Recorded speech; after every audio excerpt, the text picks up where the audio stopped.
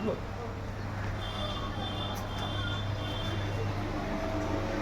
নমস্কার। দোকানের নাম সমুক্তা? হ্যাঁ। আচ্ছা, আমার একটা জিনিস খুঁজে বেড়াচ্ছি পুরো ইসলামপুর শহরে, পাওয়া যাচ্ছে না। একটা সোনার কমোড আর বাথরুমে বসাবো, হবে? অর্ডার করতে হবে, বানিয়ে দেবো। কতটা সোনা লাগবে মানে? 200-300 কিলো।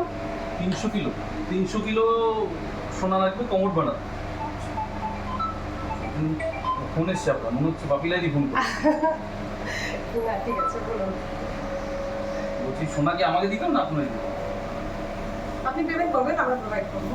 কত টাকা হতে পারে? না, আমি ডিয়ার লটারি কেটেছি, সামনের মাসে খেলা ড্র হবে, লাকি ড্র জিতবো আর কি, আশা করি।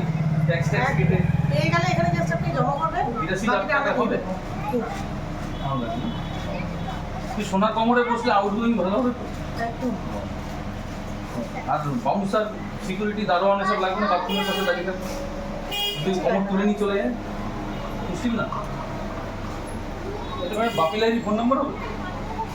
লাগবে আপনার? হ্যাঁ, এটা ভালো। ঠিক, দিয়ে দেবো। পাবেন না?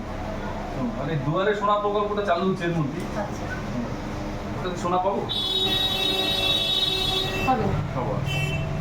ঠিক আছে, সোনা কথায় কান দেবেন না। এখন যা যা শুনলেন সমস্তটাই কাল্পনিক, এর সঙ্গে আইন জটিলতা, চরিত্রের কোনো মিল নেই, সম্পূর্ণ কিন্তু সামর্থ্য জুয়েলার্স কাল্পনিক নয়, প্র্যাকটিক্যাল। প্র্যাকটিক্যাল, বাস্তব। একদম। ইসলামপুরের বুকে একটা ভালো ইতিহাস সৃষ্টি করছে, এত সুন্দর ডেকোরেশন, এত ভালো দারুণ ফাটাফাটি জুয়েলার্স। Thank you. এখন উনি যেরকম ঝকঝক, ওনার জিনিসপত্র চকচক। আসুন সবাই থ্যাংক ইউ। সমুক্তা জুয়েলার্সে বেশি করে মার্কেটিং করুন, কেনাকাটা করুন, আর সোনায় সোহাগা হয়ে যান। থ্যাংক চলে ইউ আসুন। So much. থ্যাংক ইউ, নমস্কার। Thank you.